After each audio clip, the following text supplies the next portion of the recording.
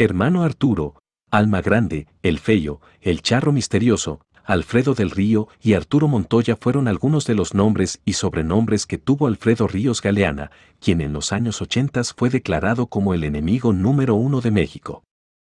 Reclusorio Sur famoso, ya se te acabó tu fama. El criminal nació en Guerrero en 1950 y fue catalogado como el enemigo público número 1 de México por sus casi 100 asaltos a bancos y 3 fugas de penales de México. Se formó como militar y policía y fue parte del batallón de radiopatrullas del Estado de México, de acuerdo con un reportaje publicado por la revista Muy Interesante.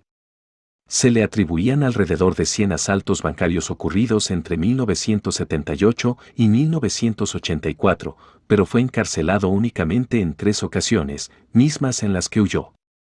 Acabamos de escuchar el comunicado de Arturo el Negro Durazo, quien logró capturarlo junto con su esposa y su banda en agosto de 1981. Alfredo Ríos Galeana ingresó a prisión en el estado de Hidalgo, pero se fugó en diciembre de 1982. Posteriormente, en 1983, Ríos Galeana asaltó el Banco de Cédulas Hipotecarias en la Ciudad de México y fue encarcelado en el penal de Santa Marta, Acatitla. 2 meses después, un comando armado interrumpió su audiencia y se lo llevó a punta de pistola. Fue recapturado en enero de 1985 e ingresado en el reclusorio sur de la Ciudad de México y el 22 de noviembre de 1986 huyó nuevamente.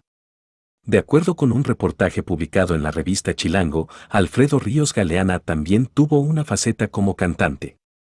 El texto indica que Ríos Galeana se hizo llamar el Charro del Misterio y utilizaba los nombres de Luis Fernando o Arturo, Ever Ocampo, Alfredo del Río, Ignacio Arámbula Álvarez y Luis Fernando Gutiérrez Martínez. También adoptó el apodo de la voz que le canta al corazón e hizo presentaciones en bares y palenques que su manager le conseguía. Las autoridades le atribuyen más de 100 asaltos a bancos y casas, además es el homicida y secuestrador más peligroso y violento de su época.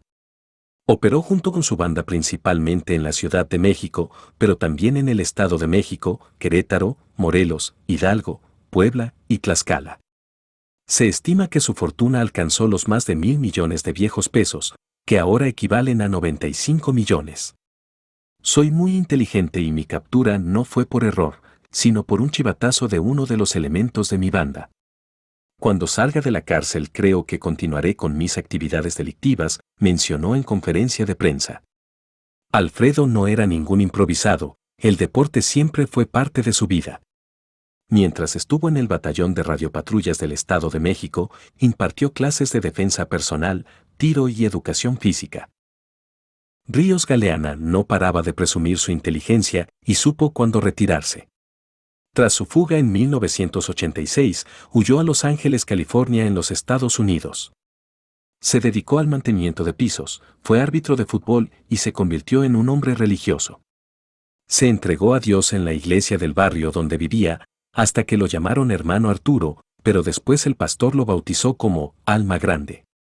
Se desvivía por niños y adolescentes, los rescataba de las drogas y les repetía que robar es un pecado atroz. En 1992 llegó a Tijuana, ahí encontró su vocación en las canchas de fútbol. Unos dicen que ya tenía experiencia y no necesitó un curso. Un día se puso short y comenzó a arbitrar en las ligas llaneras. Los sábados salía muy temprano de casa, en su bolsa guardaba una tarjeta amarilla y otra roja. En su mano sostenía una libreta y pluma para hacer anotaciones del partido. Años después, cuando se entregó a Dios, el balompié fue una pantalla para hacerse pasar como árbitro y convivir con las personas de los barrios populares de la ciudad fronteriza. Pero bien dicen que todo por servir se acaba. Alfredo fue capturado en 2005 por las autoridades estadounidenses en California. La imagen del cincuentón moreno con las fuertes manos esposadas a la espalda apareció en todos los medios mexicanos. En Tijuana no daban crédito a lo que veían, su árbitro ahora sería juzgado por las autoridades mexicanas por el delito de robo, secuestro y homicidio y se le imputaron 25 años de prisión. Su muerte ocurrió a inicios de diciembre de 2019, sin embargo, fue hasta el miércoles 15 de enero que se anunció su fallecimiento, mismo que las autoridades señalaron que se debió a causa de una sepsis, que básicamente es una infección bacteriana en la sangre. Si no le